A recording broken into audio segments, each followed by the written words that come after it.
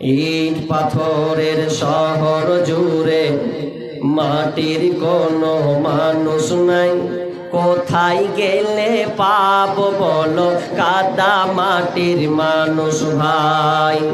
ইট পাথরের শহর জুড়ে মাটির কোনো মানুষ নাই, কোথায় গেলে পাবো বলো কাদা মাটির মানুষ ভাই। আকাশ চুম্বি দালান কোঠা এই শহরে ভরা, মানুষ গোলের মনটা যেন পাথর দিয়ে গড়া, হায়রে পাথর দিয়ে গড়া।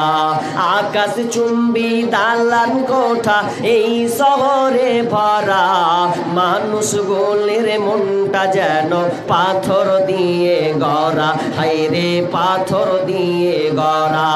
মাটির মানুষ হইয়া জানো, মাটির মানুষ হইয়া জানো মাটির ছিটা নাই, কোথায় গেলে পাবো বলো কাদা মাটির মানুষ ভাই, কোথায় গেলে পাবো বলো কাদা মাটির মানুষ ভাই।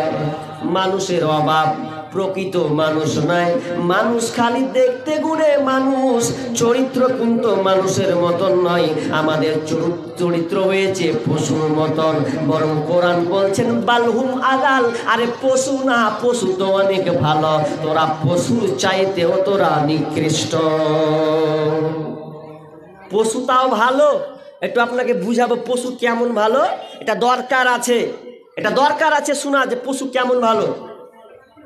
আমি আপনাদের সামনে দুটো আয়াত পড়েছিলাম, খেয়াল করেছেন কিনা জানেন না, জানেন না তো বলে দিচ্ছি, যদি খেয়াল করেন তো ধরবেন।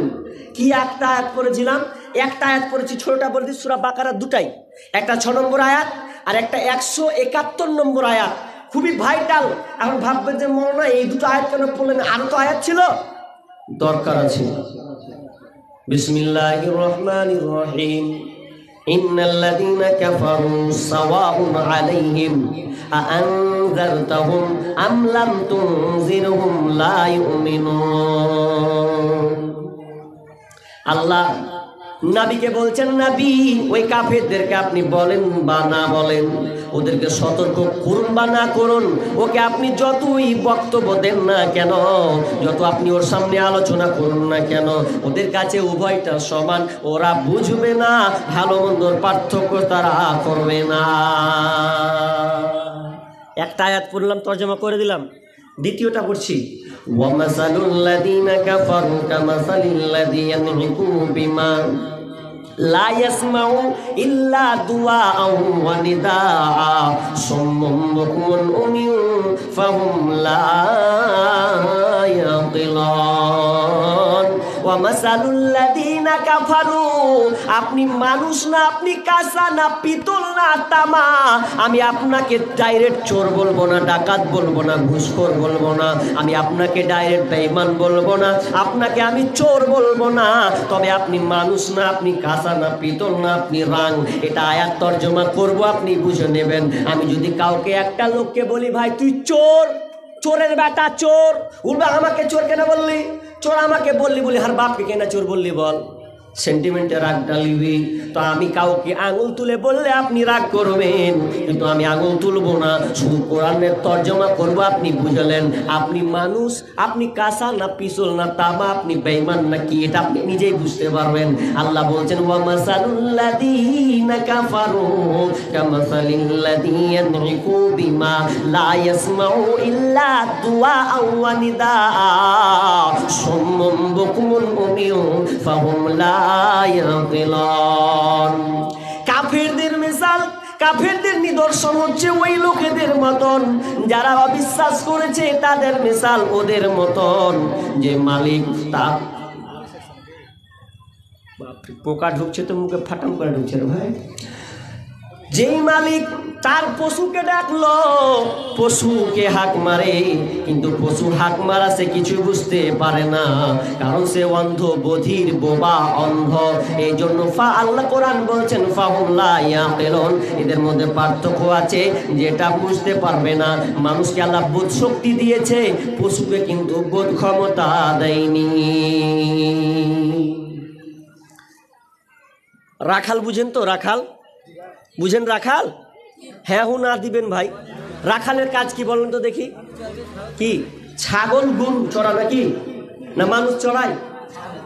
ছাগল বকরি, তাই তো?